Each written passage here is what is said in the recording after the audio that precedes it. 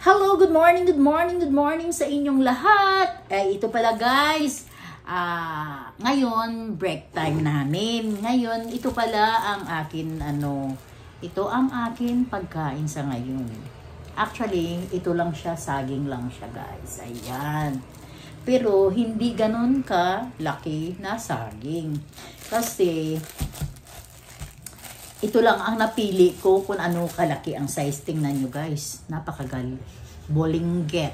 Diba? Ayan. Saging is life sa ngayon. Ngayon, ito ang ulam. Ito ang pagkain ko sa ngayon. Tanghali, merienda. Pwede na rin na hating gabi. Okay lang siya. Ngayon, ito lang siya. Ayan o. Ayan. Ganyan ang saging ko. Sa messenger niya? Ayan sa guys. Sige, okay. Saging is Okay. life. Thank you. Ayan. Ikaw dyan gusto mo? Okay. Ay. Hindi kumakain mo. Ay naku, Diyos ko guys, totoo lang. Tutuwa talaga ako sa akin na Hindi talaga ako mapalagay sa akin casing. Pang mayaman yun.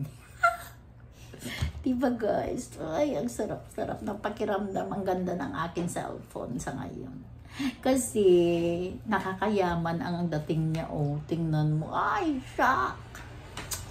I like it, I like it. Diba? Ngayon guys, ito ang akin merienda. Tapos mamaya, at saka, ito pala guys, binigyan kami ni Jessie ng cream o. Thank you, Jessie. Sa, sa binigay mo na cream o. Thank you. Ngayon guys, kain tayo ng saging. Ito lang yung amin, pagkain sa ngayon. Kasi actually, wala kaming Ito lang ang baon ko. Talagang as in, ito lang literal na saging. Saging na saba na linaga. Yan ang merenda ko at saka tanghalian mamaya. Kasi nagkumain ako ng kanin kanina Ang ulam ko is pritong isda. Diba?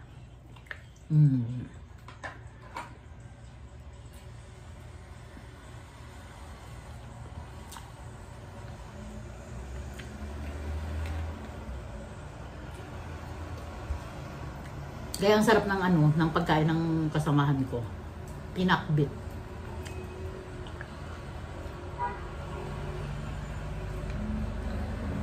Ano yan eh? Gulay is life.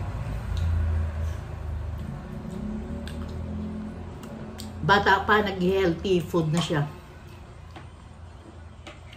Kasi sa totoo lang ngayon, kailangan na talaga natin kapag lalong na may edad ka na, kailangan magtanim ka ng magandang sa sarili mo.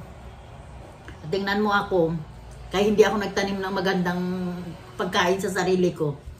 Ngayon, inaani ko ang hindi maganda. May maintenance na, may saan pa?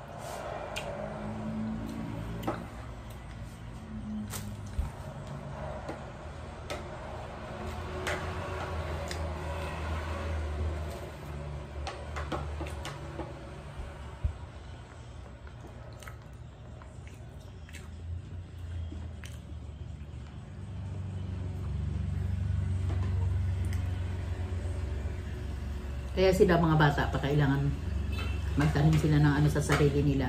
Yung good Kasi ang gulay sa totoo lang maganda yun sa katawan. Isda.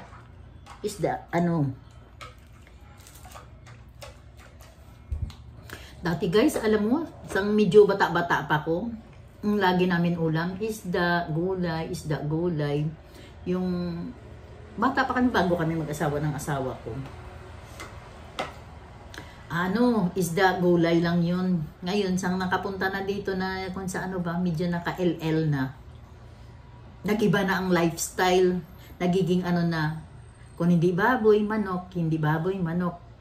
Pala hindi din pala maganda na. Pero, wala na tayong magawa dun guys. Nandun na siya eh. Kung sa naka na siya. Nandoon na siya sa loob ng katawan mo. Hindi mo na sa kayang tanggalin. Di ba? Kaya yung mga bata ngayon dapat talaga mag-ano na sila, mag-aral ng gulay. Kasi sa ngayon ay nako. Marami ng taong may mga sakit. Kasama na ako dun, guys, kasi may maintenance na ako. Laging kunting ano lang may sakit, kunting ano lang may naramdaman. Di ba? Do parang tayo din ang nag-ano sa atin sa ating sarili. Siguro kung dati naggulay lang din ako na naggulay, baka sa ngayon siguro wala akong maintenance. Kaya tingnan mo rin ang kahit papano yung asawa ko. Wala talaga maintenance siya, guys. Wala. Samantalang nagplainom yun, ha. Hindi siya kasi mahilig sa mga sa mga matatamis. Ako, Diyos ko po, yung asukal do parang 3 kutsara. Siya hindi mo lang yung nag-asukal.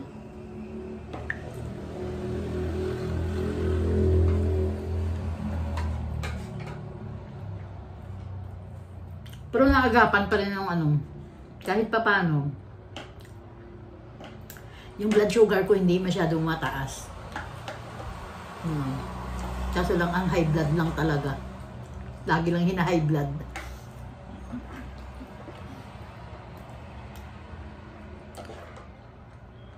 Parang hindi makarinig ng bagting.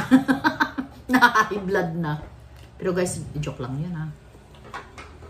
Pero salamat pala sa panonood nyo sa akin na vlog. Thanks for watching. Like, share, and subscribe. Bye mga kagmundar. God bless you all.